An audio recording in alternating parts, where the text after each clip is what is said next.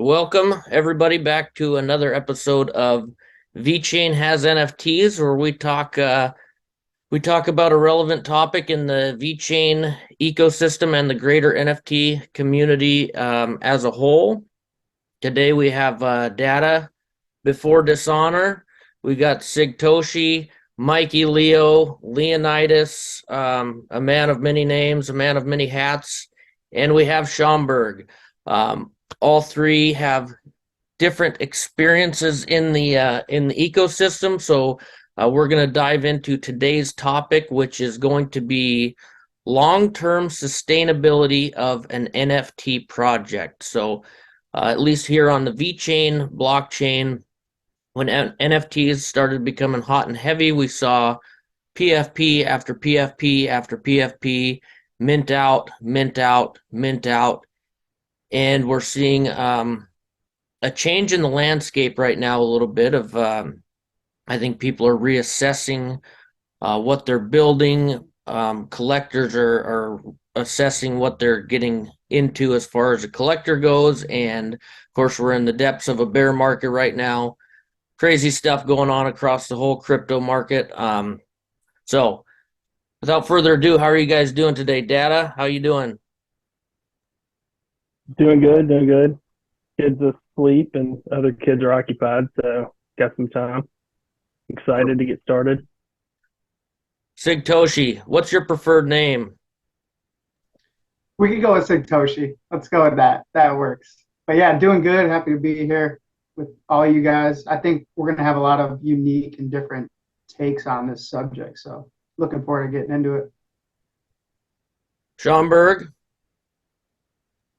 Yes, sir. how How you you doing? doing today? Pretty good, sir. All right. So what I mean, you guys have all been in VeChain for a little while.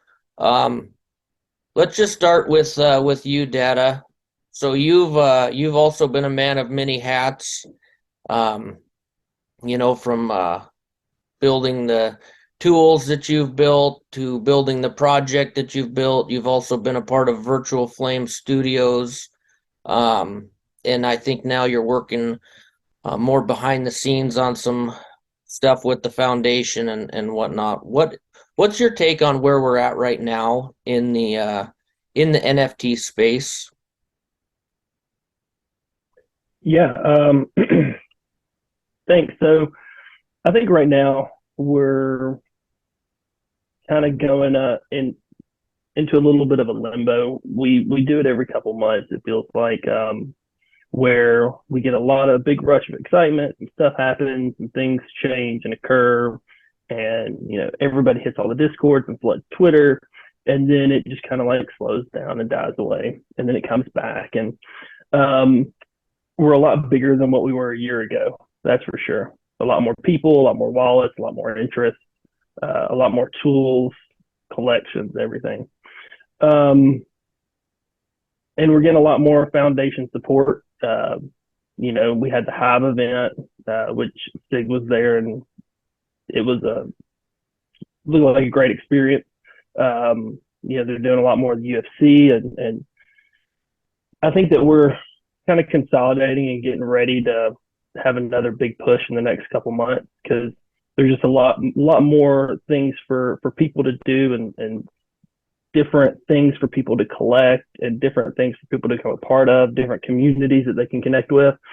And so I think it's just some slow, steady growth, and we'll probably hit a couple bursts of big growth as we build, in that slow time, as we build that strong foundation. It gets us ready for that rapid growth time. So exciting stuff, build time. So if we are preparing for another big pump, how does the greater crypto market play into that right now? Because I mean, we're seeing FUD from every which angle. The Silicon Valley Bank just allegedly went down, and that was a big tech bank that a lot of crypto is involved with, and tech startups and stuff. Is that going to have a big impact on the NFT space? And in the VeChain NFT space, namely?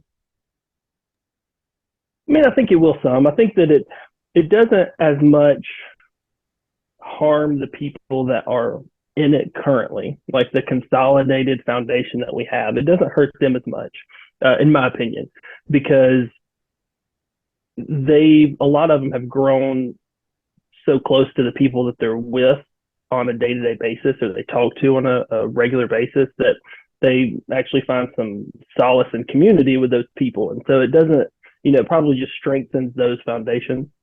And so I don't think it necessarily hurts that foundation part of it. It will slow some growth of it because you're not going to get as much new money into it at that point in time. You're not going to get the new wallet. But we're also kind of in that build mode right now, to where as long as we're not bleeding people and they're leaving the chain, which I don't typically see when we have those big, like we didn't see that necessarily when the FTX stuff happened, or when all those other, 3AC stuff happened. So I think that it's just, we may have a little bit slower growth, but we kind of have slow growth anyway right now as we prep for the next leg up. I mean, like short term, we might see some pain, but it just kind of highlights the problems with traditional banking in the first place. And that's kind of why we all see crypto as a solution for the future, right? So I think short term, yeah, we might see some pain, just individuals, struggling to pay bills and needing money and liquidating things. It just happens, right? But long term, I think it just kind of shows the case more for what crypto really means in terms of, financial independence from the big names out there that have been controlling the system for years and decades. So that's kind of my take on it. Long run, I think we'll be fine. Schomburg, what say you? Yeah, I mean, it just doesn't go for just VeChain. I think it's all ecosystems right now. We're all still at the infancy at this point, and that's relevant to how the growth and scalability is going to be for everyone at this point. Are there going to be tough times? Yes. I mean, USDC just depegged. That's going to impact some people. There's always going to be a unfortunate side of corruption where things happen. Banks are going to go down. People are not going to be vested into the right things, and that's what's kind of happening with the Silicon Valley. That's going to affect some people, but I think for the long term, it's what we offer as ecosystems. Each one of us has our own independent offerings. I think for VeChain and what we have going, with this mass green adoption, we're one of the greenest, if not the greenest, ecosystems to this point. So we offer something that a lot of other ecosystems can't, because they rely so much on non-green essentials in order to build their infrastructure, whereas we are far beyond that at this point, and we just keep building to even more greener pastures because of the partnerships that we've been involved in. You got to look at who you're incorporated with. We're with DNV, PwC. Those two companies are helping us not only monitor, but also innovate more on the green side.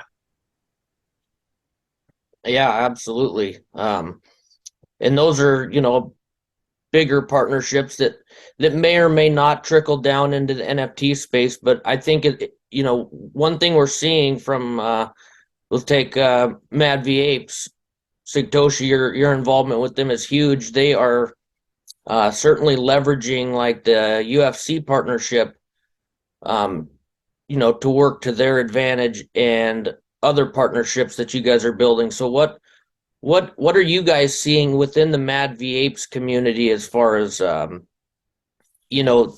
are people reacting to these new partnerships that you guys are doing, new initiatives? You're reaching out to people in real life. You just did a meetup in a bar in Chicago, is that right?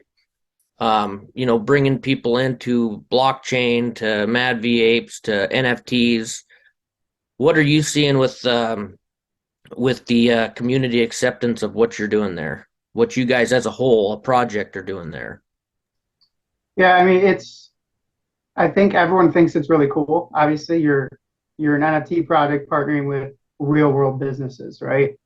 I don't think it's translated into like a bump in price necessarily, but I think that'll come if we do see the results that we're hoping for from multiple Web2 partnerships with our NFT project. It's like like you said, I set up a VFam meetup at a bar in Chicago. My IRL customer or client owns that bar. So I was just kind of utilizing those relationships to have a meetup spot, get some free drinks and like a VIP section at his bar. But there I met this guy who wasn't even there for VeChain, just he was actually working there on behalf of FanDuel. But it just so happens that he was the founder of this elite amateur fight league. So just talking with him, explaining him why we were all there, what we're all into, and then he saw VeChain on the TV inside the octagon because we were there to watch the UFC fights. He's like, "Oh wait," because I had VeChain on my hoodie. He's like, "Oh wait, VeChain, you're with that VeChain?" I was like, "Yes," and so that kind of brought some validity and to what who we are and what we we're doing. So from there, it's just like, let's find ways to help each other. He wanted to do NFTs and he wanted to figure out how to get involved in Web3. And I was like, I can help you with that. We want to get introduced to a new audience of people. He can help us with that, right? So it was just figuring out the best way to make it happen so that it's mutually beneficial. So my hope is, there's going to be proof of attendance NFTs for people who go to the event on March 18th. My hope is, there's about 1,500 people that are going to be there and receive a ticket. So 1,500 possible people who are going to go create wallets, claim their free NFT, and then get airdrops in the future. My hope is you get like even like 10% of the people actually do it. That's still a lot of new wallets for an ecosystem our size. I think that would be a huge win. Because then people will be like, okay, let me go research what VeChain is. Let me go research what Mad V Apes are. Then they start scrolling through the marketplaces, see the different collections. Something might catch their eye. And then they come dabble around and join a Discord and become part of the community, right? And then they tell their friends, hey, look at this, look what I'm into. So that part of it is what I'm really excited about. We need to get outside of our echo chamber. We need to draw in new people to see all the amazing stuff that is being built over here. I think that's our biggest problem. We have great builders, we have smart people, we have creative people, we have great artists, but it's not getting outside of our echo chamber yet. But I think it will. But I think doing stuff like that is exciting to me, and then just kind of seeing the results from it. I'm interested. I mean, for us, it's like it was a lot of legwork. It was a lot of educating Jesse from Elite Fight Night about NFTs and about crypto and about VeChain and about how to create a collection. There's a lot of education. That was kind of our, payment. For us, it's not really, it wasn't like money to be paid for all this stuff that we're doing. So it's a win-win in my opinion. And I'm excited to see where it goes. Yeah, I think the community in itself is excited about it too. They want to see new people enter the ecosystem. I can't wait for that new person to just jump in a Discord and be like, "Hey, I was at the Elite Fight Night. I saw you guys. I saw your logo in the ring, and I got my proof of attendance NFT, proof of participation NFT." We got to be clear about that. But yeah, I'm excited for that first person to come in the Discord and say that. I mean, that'll be a hype moment, right? Like this actually is working. So yeah, we'll see where it goes. Yeah, I think that whole initiative of the proof of participation, I think, is really cool. I think we're going to see that across, sporting events. We're going to see that across concerts, everything. I think NFTs will be. They're the perfect tool for, concert tickets, the first 1,000 people that go to a Snoop Dogg concert will get you know, X, Y, and Z, as well as their admittance into the the venue or whatever. And I think we're going to see in the near future a lot of cool stuff being implemented on the blockchain with the stuff that we love to do every single day anyway. And so this league in particular it's an amateur league. So they don't get paid very much. Like their whole goal is to move on to fight in that next level. But think about that from their perspective. Some of these fighters are going to want to get their own NFT. They're going to want the NFT of themselves, just like to show people and be like, hey, look at this NFT of me knocking this dude out, or doing an armbar on somebody. Like they're going to want that. So I think we're going to see some of these fighters create some wallets, get their own NFTs, and show it off a little bit. But the other thing I said, I made a thread about, this partnership and kind of detailing all the things that go into it. But they just announced yesterday, one of their alumni from Elite Amateur Fight League just got accepted to be on the UFC's The Ultimate Fighter show, the one with Conor McGregor and Michael Chandler are going to be the coaches. He just got accepted to be on that show. So they have people that move on and go to the fight in the UFC quite often. Now, if someone becomes the next Conor McGregor who fought in that league and you own that NFT of that fighter from when he was an amateur, that's got some value to it. So you can't forget about that either. And I think there's a collector in everybody, and you unlock that kind of feeling of collecting things. I'm excited to see where it goes. Absolutely. Schaumburg, your words of wisdom lately have really hit home, at least with me. You've put out a lot of good stuff on the Twitter lately. I mean, you're wanting people to really watch what they're doing. So seeing like what Mad V Apes is doing, what other ways do you see that we can utilize real life and be more than just hey, here's another airdrop to get you going through our project for another couple months, or here's X, Y, and Z, here's a 7% royalty split between 1,000 people. What else should we be looking for in a good project? And on the other side of that, what should another creator of a project be doing to actually, because like you said before we were recording, this needs to be treated as a business. Yes. It's getting a little deeper than just a digital collectible. There's a place for digital collectibles that's nothing but an ape, but there's got to be a lot more. What are your thoughts on other avenues? Well, to start, I mean, I don't think when people look at this conversation right now and they see exactly what Mikey was just talking about, that is the start of what people haven't realized NFTs are actually capable of. When people think of NFTs, they think of JPEG images, animated characters, some lifelike, whatever. But there's a whole different side that nobody ever touches on, which is the real life, the real life applications of NFTs. Right now, before our very eyes, everybody's going paperless at this point because of the Green Initiative. So that opens the door to doing things like Satoshi's going to do, right? You go into these events and you have an NFT that actually shows that you went to the event.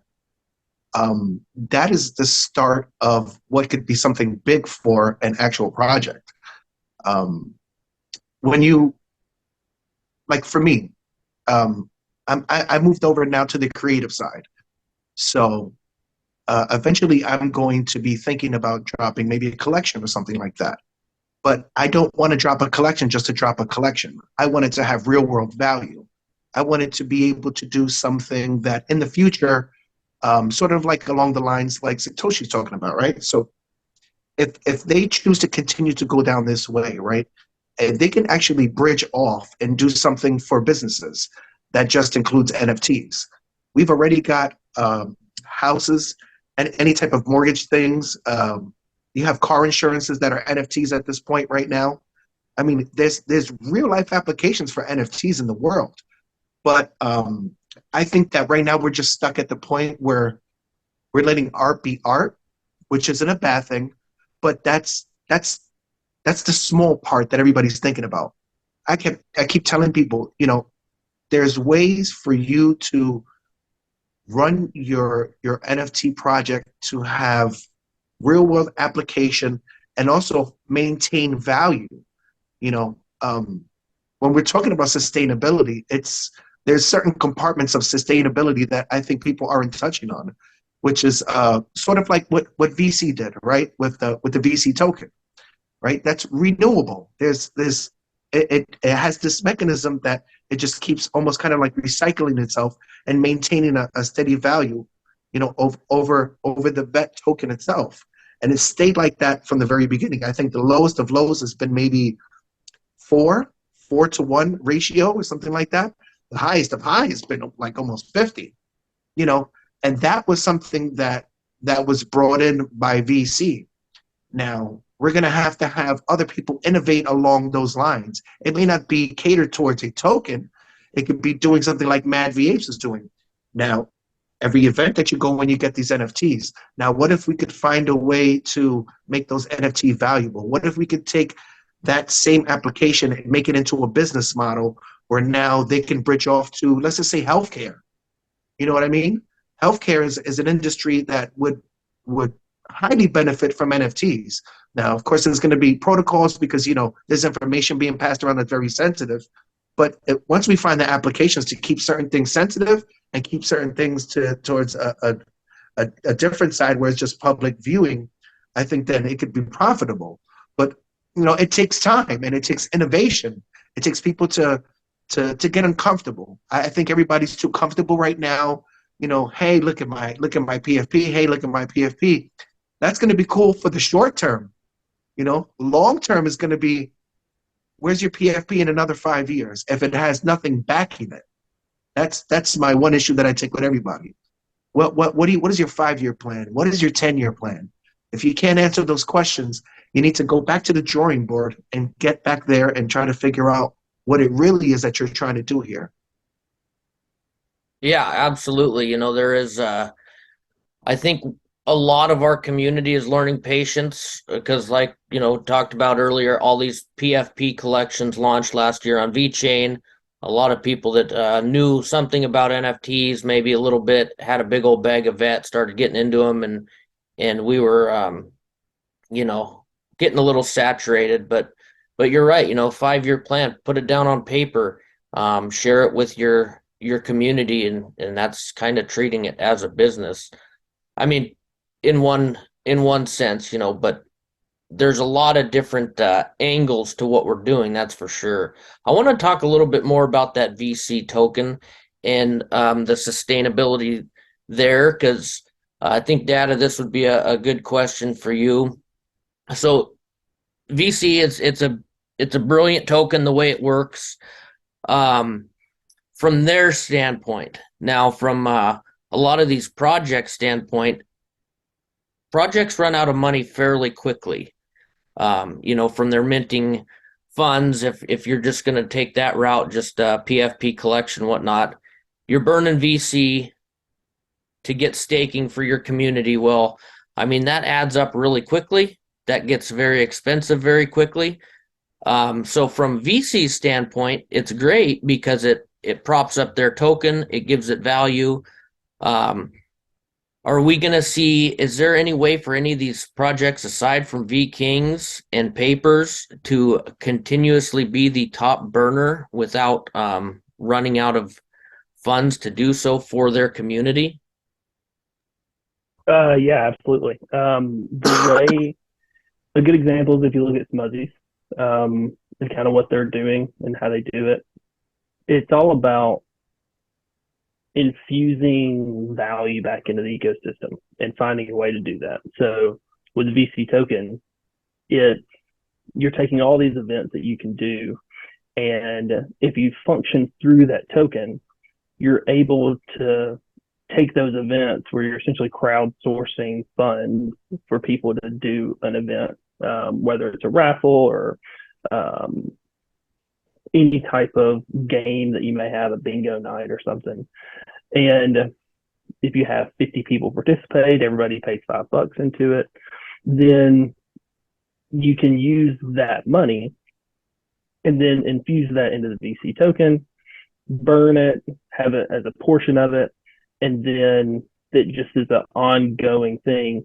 And it helps prevent a lot of the legality worries about it, because you're not necessarily returning anything. You're burning the money that comes from it, and then you're getting it back from generation. So it helps with people like myself. If I'm going to develop something, then I can take the development aspect of it, use a portion of it to burn VC, which then is able to return value to some other project or something else that I do.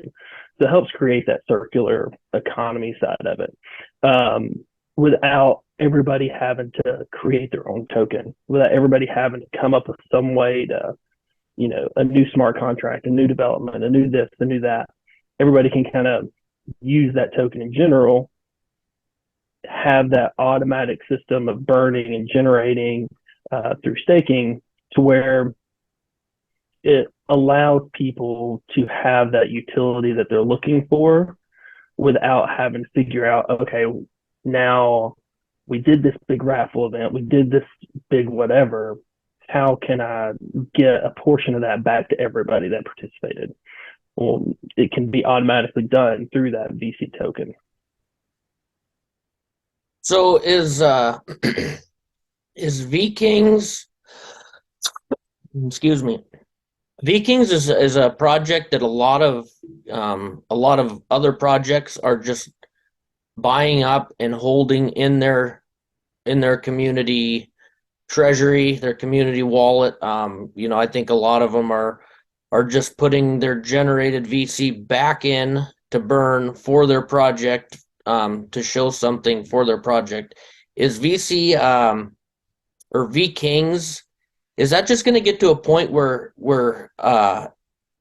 those are just not going to be for sale because of what they offer? I mean, they offer almost 4 times the max staking yields of any other project that that can burn the most VC. They offer almost 4 times those yields. Are we going to get to a point where VC or VKings are not even buyable on the marketplace because nobody's selling them? I mean, I think that there's always going to be buyers, and there'll always be sellers for sure. But I think anybody that thinks that the VeChain ecosystem, and VC in particular, has a future, and that they can do well, and they believe in the team, if they come in and they drop a collection and they use part of their funds to then buy VKing because they think over time that VC burn is going to be beneficial, then, I mean, it's just going to, the value's for sure going to keep going up and growing. And if you've got a third of the supply or a quarter of the supply locked up by 20, 30 teams that have launched over the next 2 years, is definitely going to be a much more sought after asset, because then not only do you have a decrease in flowing VKings on the market, you're also getting all that VC that they generate from the ones that are held in the community wallet, and they're just straight burning VC. So then the value of VC is going to go up because there's less that's going to eventually hit the market. You're lowering the generation rate overall, you're increasing the burn overall. And if they believe in it that much, then they'll use it for their events as well. So that value will just continue to go up. So we'll see. Yeah, I know we are definitely, our project, Non-Fungibles, is definitely using VC. We're generating by holding VKings, and we're doing raffles and things for a burn for our own holders to stake. But it may not be long term for us. It may be long term for us, just depending on what creative ways we use to to utilize that. Sig, And oh, go ahead. And so just to add on for somebody that does a lot of community development as well, it just makes my life easier because I can go and create a smart contract tomorrow that functions completely through burning of VC as a value item, then make it reproducible for a project. And so then now they have an item that they can use continuously that is constantly burning VC, which constantly brings back value to them and value back to the ecosystem. So without me having to then also create a token for them, and then you split up all of the capital and equity between 20 different tokens, you're using one token that's used in 20 different ways. Sig, so you being big into Mad V8s, and you have been, I think, since about the time of their launch, in December of 2021, I believe. What is it that the community wants out of, say, your project? Like, I mean, yeah, we talked a little bit. They think it's cool that you're reaching out, doing these in-person things. But what is it that is really getting your community going about investing more into Mad V8s and just hanging around? Because that's a big, strong community. It's, I mean, probably the biggest community on VeChain, I would say. Yeah, I think the thing about Mad V8s is there's a lot of different pieces to the puzzle. There's something for everybody to like, whether it's the metaverse side, whether it's gaming, whether it's just the art. There's multiple collections of the art, right? So I think there's a little bit of something for everybody to get attached to and like bring people in.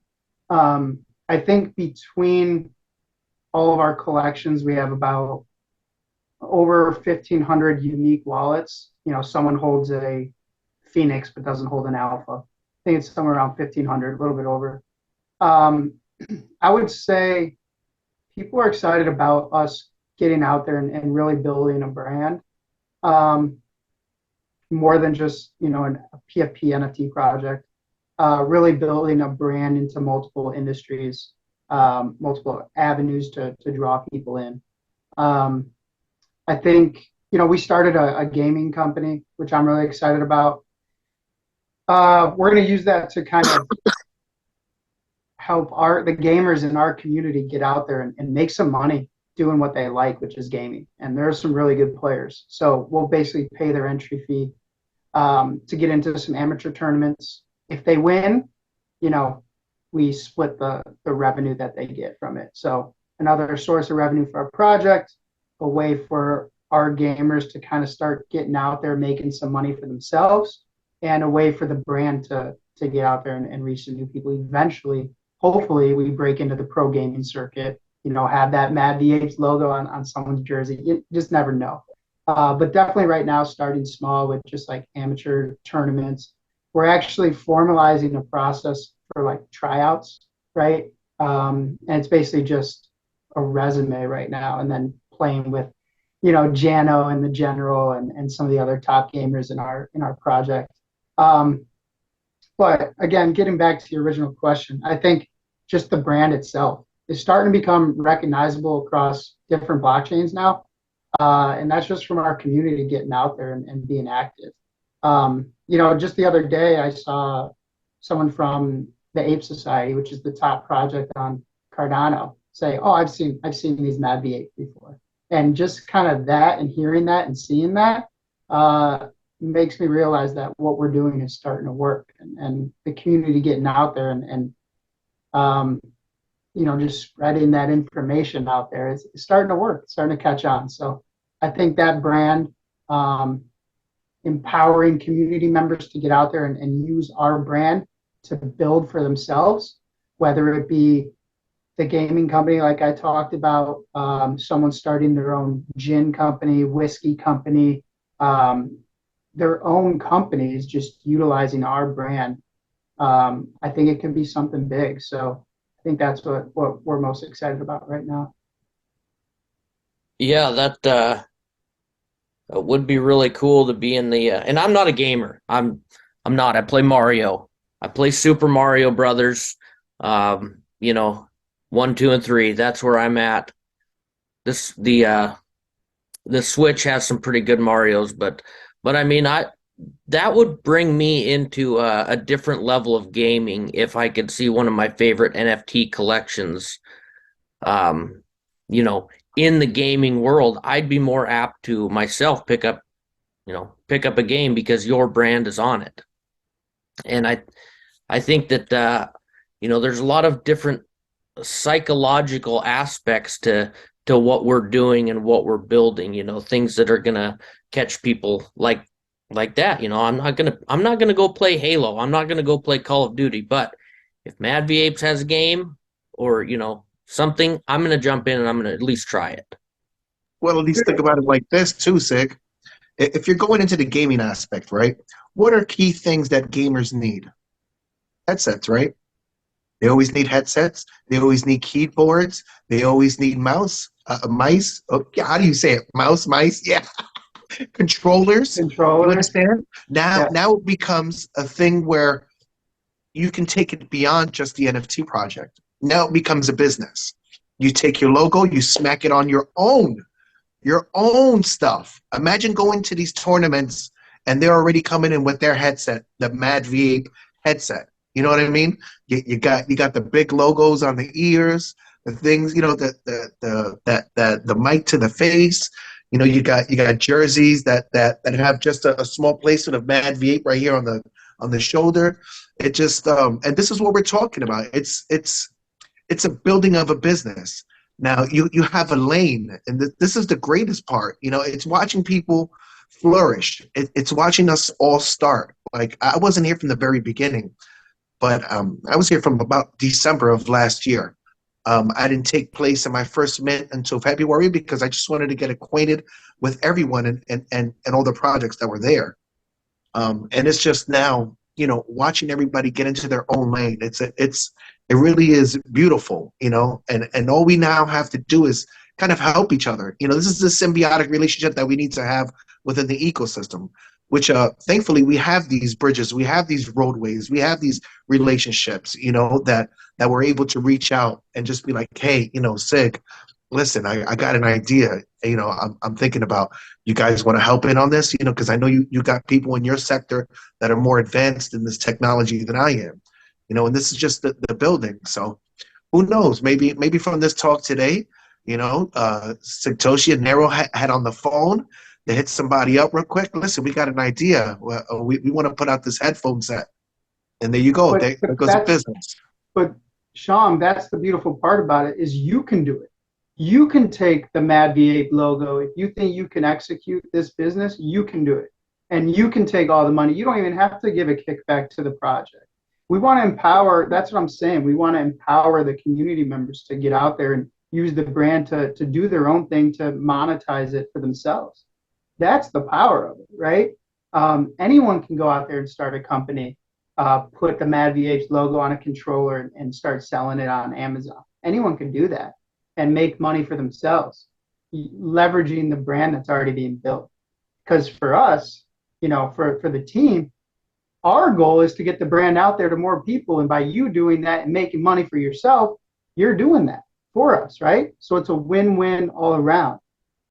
So we started committees within our project and for community members to join. There's a Mad Media Committee. There's the Mad Gaming Committee. And these are where people can get together to discuss ideas on how to do these things, how to build the brand, how to monetize through companies, how to enter into the gaming industry. So it's exciting. But yeah, that's what I'm getting at, Sean, is starting businesses for yourself, to monetize it for yourself, but also helping that brand awareness, for Mad V8s. It's really exciting. It is. And that's cool that you brought that up, because somebody talked about it the other day. Is putting it on headphones and stuff. I think what it is too is the investors, consumers, whatever you want to call the people that are actually, putting money into your project. They have to understand what their rights are as far as like IPs, intellectual properties. And that's what makes just blockchain itself so attractive. Why would you go right? And like most of these people now that are doing music are starting to understand what it is to work with a big corporation where it's not just one person that's in your pocket, it's 10 different companies. So by the time that money gets redistributed back to you, they're getting a percentage on everything that you're working hard for. And this is what blockchain actually gives you. This is the main thesis of it. It's like you can go out, you can make your own brand, your own mechanisms, and you can reap all the rewards back without having to actually kick back to big corporations and end up in a recycling debt where eventually at the end you're the one that's broke, but you've done all the hard work. It's a sad thing to see that happens in the corporate world continually. There's a cool project. I think it's on Solana. I think it's called OK Bears. And basically, you go to their website, right? You enter in your wallet, you enter in, or you click on the NFT that you own. It like pops up the NFTs that you own. Let's say you want to start a company with that IP.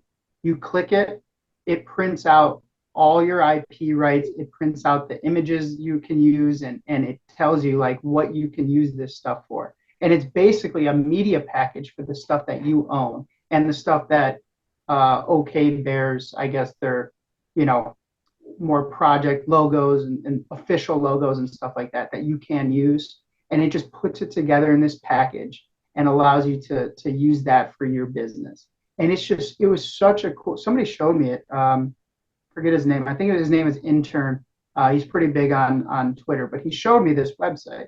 And I was like, this is genius. It's like a 2 clicks and you have your whole media package to start creating your business utilizing that IP. It's awesome. Yeah, that's really, I mean, that's good for the average person to know detailed, okay, this is what I own, this is what I can do.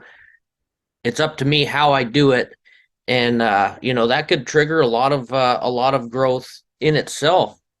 Another thing, talking about this branding and slapping logos on stuff. So No Nerds Inc., they started as a meme. They minted for 100 VET their tablets, pills to keep the nerds away. Well, they just got their first shipment in of actual No Nerds tablets in real life. And the novelty business is so freaking huge. I mean, I don't know, I probably spend several $100s a year myself on just stupid gag gifts, for white elephants, for 50th birthday parties, for baby showers. I'm the guy that goes and gets an inappropriate gift for these things. Well, there's a lot of people that are going to buy that stupid stuff, costs, it's only $10, $10, I'm going to go buy this, and everybody's going to have a laugh out of it or whatever. You can brand in such a way where you target those markets like that, and it meets in the middle with the blockchain and the real world. And it can happen so seamlessly to where, they might come up with some other novelty gifts that, they sell on Amazon. People do some reading about it. Oh, well, this is an NFT also.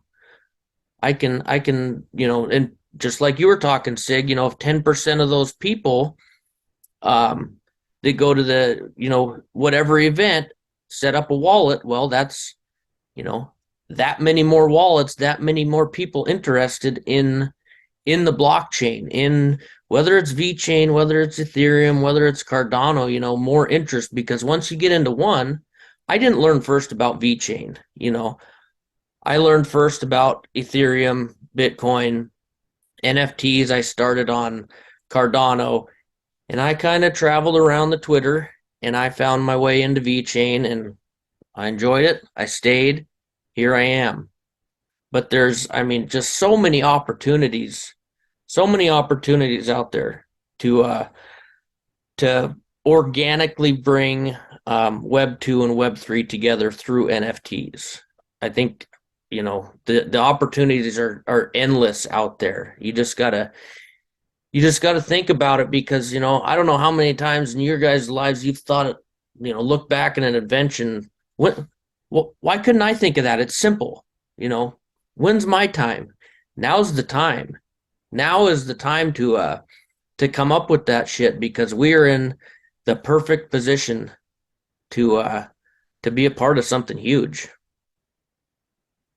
That's this guy's opinion. But we just have a couple of minutes left. Any parting words for the people? Any advice, on getting in NFTs, what to look for, what to avoid, what to build? Anything? Data, you got anything?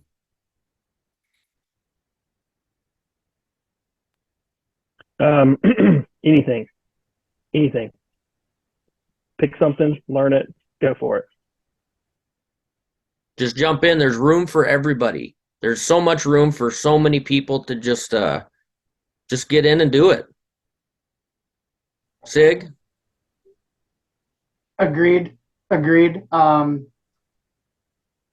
in with communities too. Man, Data, I missed that. I missed that bald head. I was hoping you were gonna make it out to Vegas again, because I missed you this time around, but hopefully the next one. But you meet people and you create relationships. They end up helping you in some way or another, any way that they can. The people in VeChain, especially right now, they're awesome people. I've gotten lucky enough to meet a good amount of the V fam. They are genuinely good people, and you'd be surprised at how much you find in common with pretty much everybody. You can find common ground. But people want to help too. People really want to help you. I've gotten the pleasure to work with Data on a few things, and just some other people. Just when you start meeting the community and connecting with them on more of a level than just a PFP picture, you start understanding that people genuinely want to help. And I think that's probably step one, is just get in with communities, get in with people, and then, like Data said, build something, grow something, bring new people in. We all need to start putting in work to bring new people in and show them the stuff that's being built here on VeChain. And because it is good stuff. It really is. You look at other blockchains, man. You guys know I'm on like 8 different blockchains. There's some stuff being built on VeChain that's unique to VeChain, and that's really cool stuff. And people would be surprised by it. So let's just all keep supporting each other, keep getting out there, keep building, keep growing. That's how we take that next step as an entire ecosystem. John Berg? Just realize that anything that you want to do is possible. Anything that you could dream of, anything that you thought that you wanted to do at some point, if there is a possibility within this realm. It's just up to you and having a good team, making sure that you have a good game plan going in, making sure that you're always factoring for things. Life never goes the way that you want it to. Just remember that when you're making this plan. You have to have plan A and the forks off of plan A, just in case. Hey, you never know. This is life. I think we're at a time right now that we realize we're starting to get older, and like life just takes over. Whether it's home life, whether it's God forbid illness, things of that range, you always have to factor things in. But the realm of possibility in any project or any ecosystem is totally up to you. Just take a look around, especially if you know who we are, right? Ask Data how long he's been doing what he's doing. Ask Smuzzies how long he's been doing what he's been doing. They haven't done this for a lifetime. This is like a year, 2 years into it, which means there's a possibility for you to advance in something. You can take something on that's new and learn it relatively, fairly quickly because we have resources. When I first started to even think about doing coding, the first person I went to was Data. When I first started to think about going into animation or character development inside of Web3 design, I went to Smuzzies. These are things that we have the avenues and we have the people that we could actually channel into for these avenues in order for you to succeed.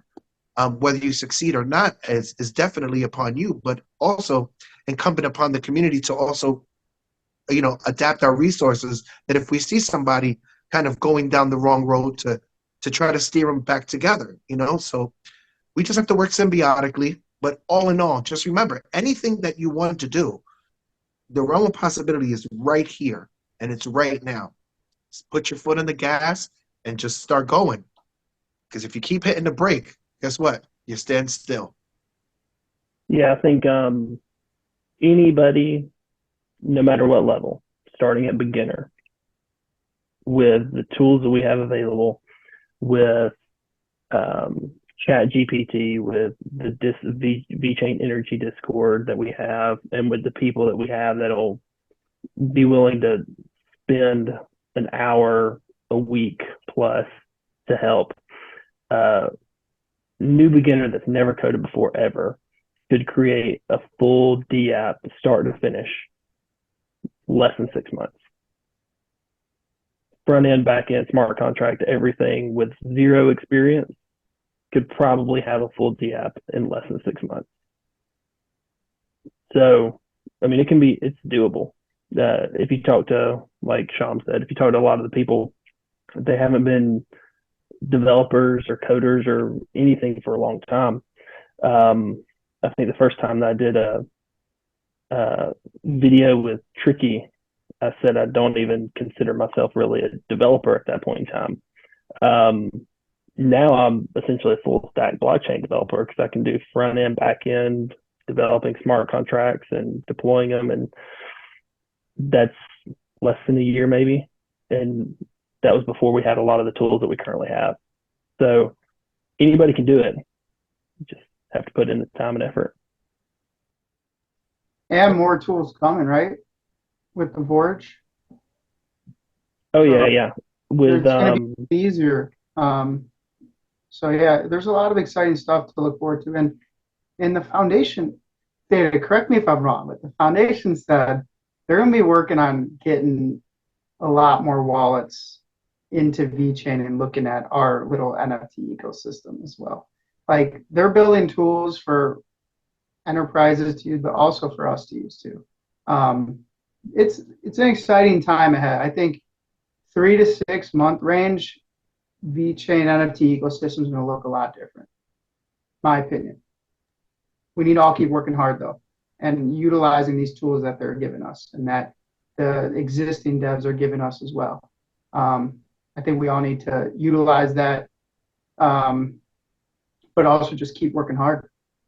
Fun times ahead though. Really do think so. So pick a thing, pursue it. Yeah, Sig.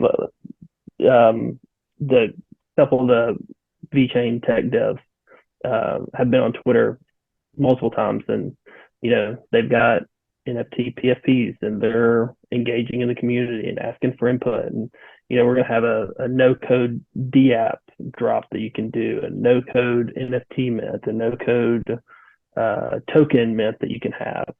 So it'll be making that on ramp a lot easier to follow. So yeah, it's all coming. Awesome. Well, I know I'm excited. I know my team is excited, and I mean, I think everybody's pretty excited. So thanks for coming on today, guys. Thank you for your time, and we'll do it again. I'm certain of it. Sounds good. Have a good one, guys. Later. Tricky. Thanks. See ya. Man.